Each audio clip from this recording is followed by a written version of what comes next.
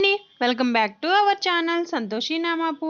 ఈరోజు వీడియోలో స్పెషల్ ఏంటంటే పూరి. ఏముందిలే పూరియే కదా అని అనుకునేరు.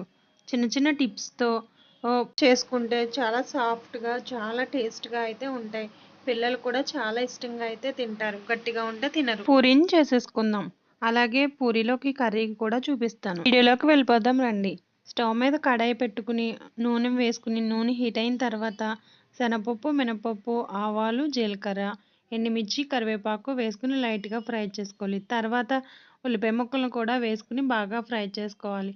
పచ్చిమిర్చిని ఒక 5 పచ్చిమిర్చిని కూడా వేసుకోవాలి. గోల్డెన్ బ్రౌన్ కలర్ వచ్చిన తర్వాత ఒక 2 టమాటా ముక్కలను కూడా వేసుకోవాలి. బంగాళదుంపను కూడా వేసుకుని కొంతసేపు ఫ్రై అయిన తర్వాత స్పూన్ అల్లం వెల్లుల్లి పేస్ట్ని కూడా వేసుకోవాలి.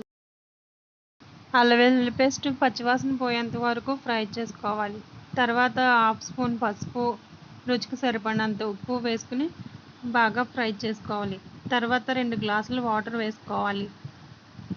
వాటర్ వేసుకుని బాగా మరిగించుకోవాలి. ఈ లోపల శనగపిండిని అయితే కలిపేసుకుందాం. కప్పు తీసుకోవాలి. ఒక కప్పు శనగపిండిని కూడా వేసుకుని కొంచెం వాటర్ వేసుకుని ఉండలు లేకుండా బాగా మిక్స్ చేసుకోవాలి. బాగా మిక్స్ చేసుకుని పక్కన పెట్టేసుకోండి. వాటర్ బాగా మరిగిన తర్వాత మిక్స్ చేసుకున్న శనగపిండిని అయితే వేసేసుకుందాం. తర్వాత ఒక హాఫ్ గ్లాస్ వాటర్ని కూడా వేసుకోవాలి.